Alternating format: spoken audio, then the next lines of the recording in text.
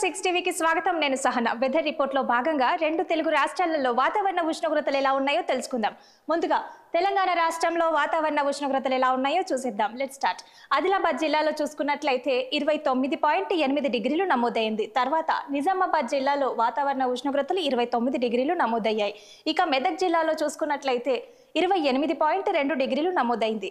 ఇక హైదరాబాద్ సిటీలో వాతావరణ ఉష్ణోగ్రతలు 29 డిగ్రీలు నమోదయ్యాయి. ఇక ఖమ్మం జిల్లాలో చూసుకున్నట్లయితే 28 డిగ్రీలు నమోదైంది. తర్వాత హన్మకొండ జిల్లాలో వాతావరణ ఉష్ణోగ్రతలు 27.5 డిగ్రీలు నమోదైంది. ఇక చివరగా రామగుండం జిల్లాలో చూసుకున్నట్లయితే 30.2 డిగ్రీలు నమోదైంది.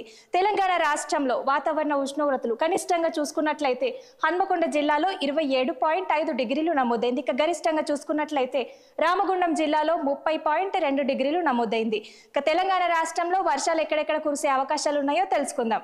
వాతావరణ శాఖ సూచనల మేరకు తెలంగాణ రాష్ట్రంలో తేలికపాటి నుంచి ఓ మోస్తారు వర్షాలు కొన్ని చోట్ల కురిసే అవకాశాలున్నాయి. ఇక ఉరుములు, మెరుపులు మరియు ఈదురు గాలులు, గాలి వేగం గంటకు 30 నుంచి 40 కిలోమీటర్ల వేగంతో కూడిన వర్షాలు తెలంగాణ రాష్ట్రంలో అన్ని జిల్లాలలో కొన్ని చోట్ల కురిసే అవకాశాలున్నాయి.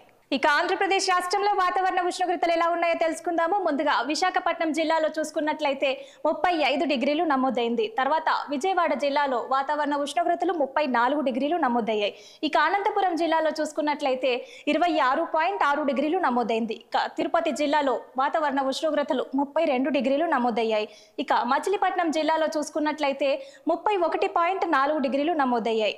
ఆంధ్రప్రదేశ్ రాష్ట్రంలో కనిష్టంగా చూసుకున్నట్లయితే అనంతపురం జిల్లాలో 26.6 డిగ్రీలు నమోదయ్యాయి. ఇక గరిష్టంగా చూసుకున్నట్లయితే విజయవాడ జిల్లాలో 34 డిగ్రీలు నమోదయ్యాయి. ఇవండి రెండు తెలుగు రాష్ట్రాల వెదర్ రిపోర్ట్ అప్డేట్స్. మరో వెదర్ రిపోర్ట్ అప్డేట్స్ లో మళ్ళీ కలుసుకుందాం. Keep watching 6 TV. ఇది సామాన్యుడి ఆరో ప్రాణం.